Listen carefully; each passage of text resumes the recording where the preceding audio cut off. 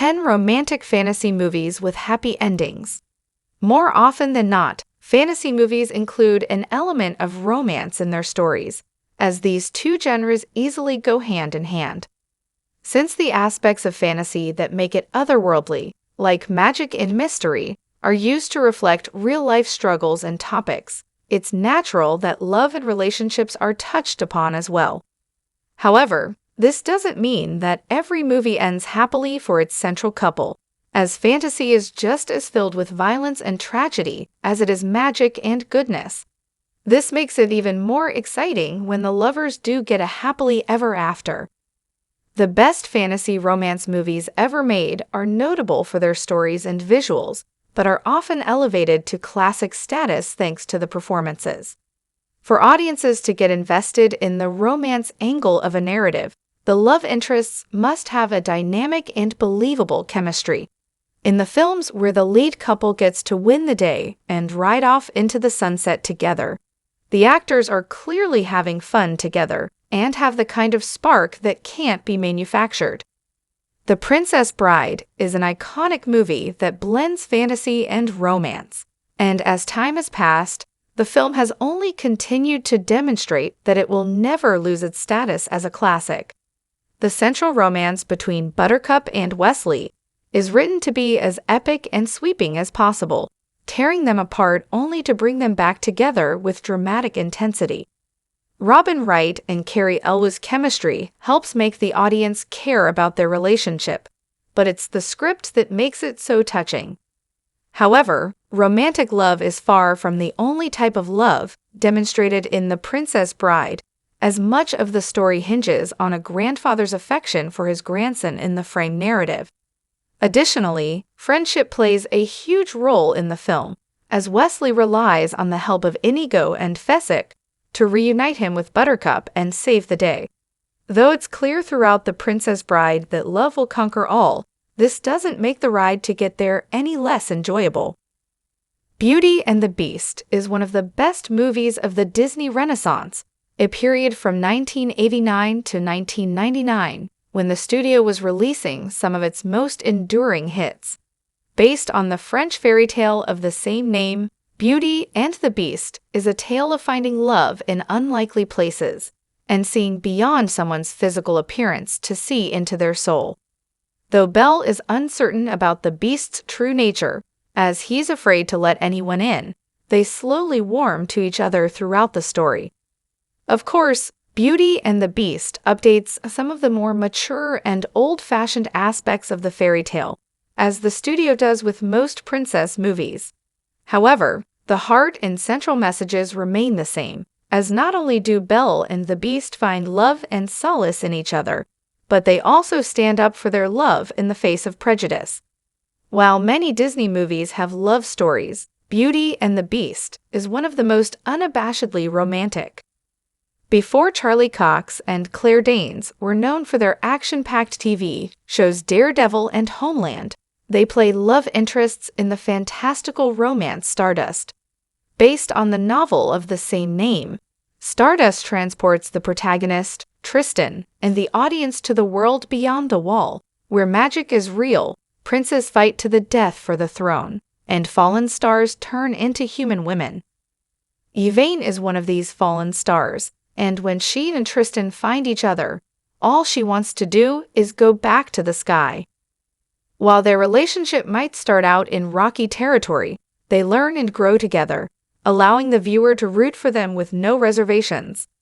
However, Yvain finds there are things on Earth worth staying for. One of the best parts of Stardust is the fact that through falling in love with Yvain and going on his travels, Tristan isn't changed, but he comes into himself and has the confidence to test his limits.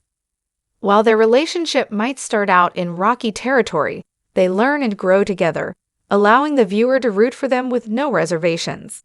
Though the climax of the movie is dark and a little scary, Tristan and Yvain come out on top. Plenty of time travel movies touch upon the impact this has on romantic love, but About Time is a soft fantasy that uses its magical elements to elevate the everyday aspects of the story. When Tim, played by Domhnall Gleeson, discovers his gift for time travel, he realizes that what he wants most in the world is to find the person he loves. Though he ends up making things worse for himself, more often than not, most of About Time is formatted as a classic rom-com with the typical triumphs and failures. Though there's sadness and regret in About Time, this is framed as something that's simply part of life and unavoidable. Even when Tim is at his lowest and experiencing loss, he finds comfort in Mary, Rachel McAdams, and his family. The final monologue in About Time explains that Tim has found joy in not using time travel anymore, as his life with Mary and their children brings him all the happiness he could ask for. This offbeat take on a classic Cinderella story stars Anne Hathaway as Ella, a young woman who leaves home to change her fate. Though it isn't her fault, Ella is cursed with obedience, stripping her of her agency and forcing her to do whatever people tell her. While this is an extreme example, it's a relatable experience for many young audiences, as coming of age means asserting one's wants and needs, even if this means breaking from the norm. One of the biggest ways Ella finds herself is through her burgeoning connection with Prince Charmant, played by a fittingly charming Hugh Dancy. One of the biggest ways Ella finds herself is through her burgeoning connection with Prince Charmant, played by a fittingly charming Hugh Dancy. Char learns about the injustices of the kingdom through Ella, and Ella discovers that the power to break her curse was inside her all along, thanks to her love for Char. After her many hardships and terrible treatment from the people who wished to keep her down, Ella deserves every moment of her triumph. The sisterly love between Sally, Sandra Bullock, and Gilly, Nicole Kidman, is the strongest force in Practical Magic, but that doesn't make it less satisfying to see Sally find love once again. Both sisters have a difficult journey in Practical Magic, as Sally loses the man she loves, and Gilly chooses all the wrong men. Practical Magic's inciting incident sees the women attempt to cover up a murder in their small town as Sally finds herself inexplicably falling in love with the man who's investigating them. Thanks to its cult classic status, Practical Magic 2 is confirmed, and it's likely that the sequel will maintain the cozy and gorgeous aesthetic of the first movie's atmosphere. It will be interesting to catch up with Sally and Gilly, as Practical Magic left Sally happy with her new man, and their family is finally accepted by the community, who are no longer afraid of their magical powers. Though critical reception is mixed for Practical Magic, it's easy to watch Bullock and Kidman work on screen. Based on the novel by Deanna Wynne Jones, Howl's Moving Castle is a loose adaptation of the story, but it successfully captures the emotional core of the relationship between Sophie and Howl. Studio Ghibli movies are known for their incredible visuals and tender character development, but there's little question that Howl's Moving Castle is the most explicitly romantic movie in Miyazaki's oeuvre. There's something so beautiful and aspirational in the fact that Howl falls for Sophie when he can't see the real her. However, it's clear that Howl isn't fooled by the curse because he knows Sophie's heart, and this encourages him to take back the burden of his own. Howl's Moving Castle reminds the audience that the pain and heartache of living are worth it for the moments of love and happiness that come with it. Despite, or even because of, the many flaws that the pair of them don't bother hiding from each other, Howl and Sophie have no trouble falling for each other. With a combination of Brendan Fraser and Rachel Weisz, it's hard to argue that The Mummy has the kind of old-fashioned Hollywood romantic chemistry that many modern romance movies are missing. Fraser is Rick, the devil-may-care adventurer searching for treasure, while Weisz plays Evelyn, the bookish librarian who's ready to step outside her world of research and experience the thrill of danger. Between his courage and her intelligence, there's little that the pair can't accomplish, and they can't help noticing how well they work together. However, as Rick and Evie fall in love, the world falls apart around them as the titular mummy, Imhotep, releases his curse on the universe because his long-lost love was stolen from him. Unfortunately, not everyone can find their happy ending in The Mummy, as Imhotep's time is over, and instead of passing on peacefully, he visits his evil onto others. However, in their quest to defeat him, Evie and Rick cement their connection and allow themselves to fall head over heels.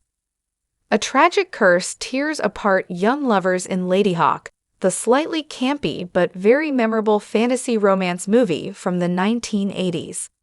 Starring a young Matthew Broderick, Michelle Pfeiffer, and Rutger Hauer, Ladyhawke is told from the perspective of Broderick's character, Philip, who encounters Isabeau and Etienne, a couple cursed to be forever apart. Isabeau is transformed into a hawk during the day, while Etienne is a wolf at night, forcing them to miss each other eternally. The thrust of the story revolves around Philip's resolve to help them break the curse and retain their human forms. The thrust of the story revolves around Philip's resolve to help them break the curse and retain their human forms. Of course, there are evil dukes and terrible villains who attempt to prevent them from lifting the spell, but Philip keeps faith that love will conquer all, and the pair shouldn't give up hope. Though it would be better if the curse never happened, it makes it all the sweeter when it's broken, allowing the couple to find true happiness. The seminal Christmas classic, It's a Wonderful Life, is one of the best collaborations between Jimmy Stewart and Frank Capra, an actor and filmmaker who defined the traditional American film genre about family and class.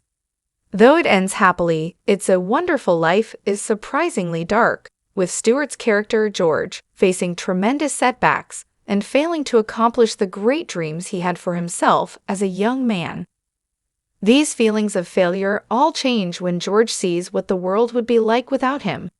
By the end of the fantasy film, George realizes that the life he has is the one he wants, and that he's touched more people than he ever realized.